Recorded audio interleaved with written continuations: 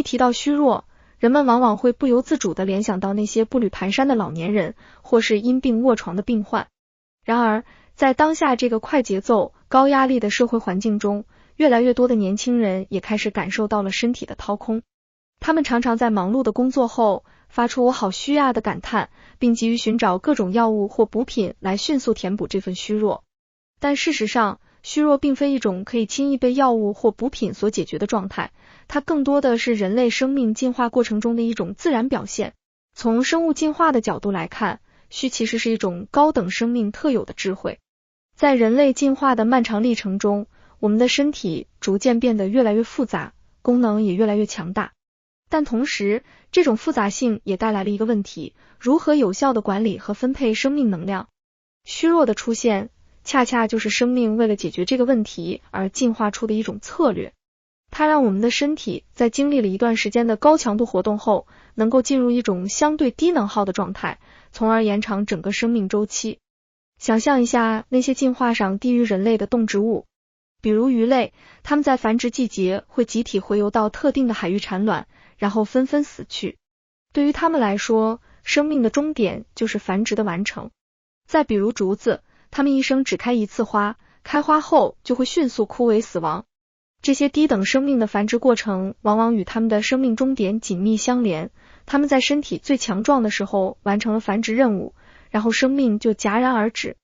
然而，人类却不同，我们的生育年龄相对较长，女性在46岁左右才进入更年期，而很多人都能活到70-80岁，甚至更老。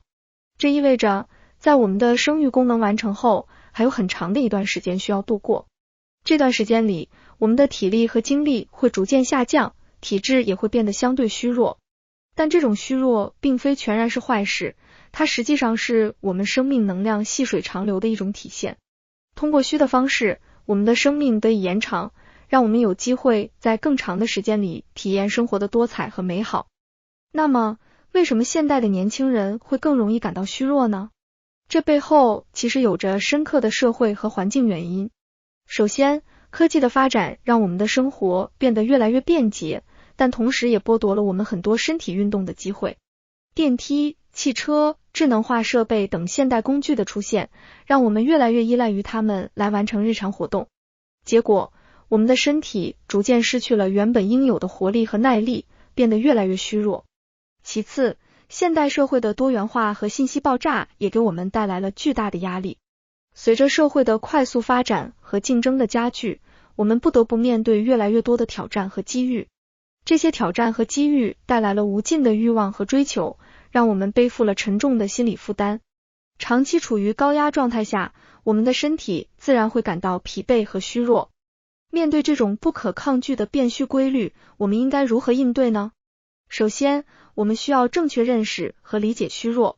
虚弱并非全然是坏事，它是我们生命进化过程中的一种自然表现。只有当我们充分认识到这一点时，才能以更加平和的心态去面对它，接受它。其次，我们需要改变我们的生活方式和习惯。要减少虚损，保持身体健康，就必须注重饮食、运动和休息3个方面。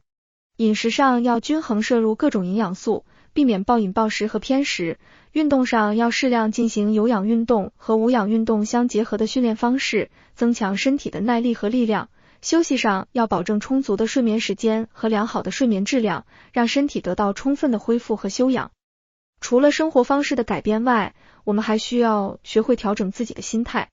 现代社会的快节奏和高压力很容易让我们陷入焦虑和烦躁的情绪中。这些负面情绪不仅会影响我们的心理健康，还会对身体健康造成负面影响。因此，我们要学会放下那些过多的欲望和负担，让心灵得到真正的放松和宁静。可以通过冥想、瑜伽、阅读等方式来舒缓压力，平复情绪。当然，对于已经出现的虚弱症状，我们也不能掉以轻心。在必要的时候，可以寻求专业医生的帮助和建议。他们可以根据我们的具体情况制定个性化的治疗方案和补益方法。但请记住，药物和补品只是辅助治疗手段，并不能完全替代健康的生活方式和心态调整。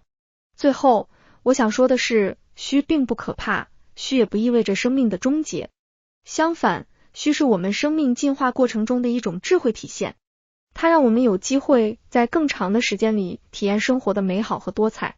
因此，让我们以更加平和的心态去面对虚，接受虚，并通过健康的生活方式和心态调整来减少虚损，保持身体健康吧。在接下来的节目中，我将为大家分享更多关于如何减少虚损，寻找适合自己的补益之法的实用建议。让我们一起在忙碌的生活中找到平衡，让身体与心灵都能得到滋养和成长。希望这期节目能够为你带来启发与帮助，也欢迎你持续关注我们的节目，共同探索更多中医养生的奥秘。我们下期再见。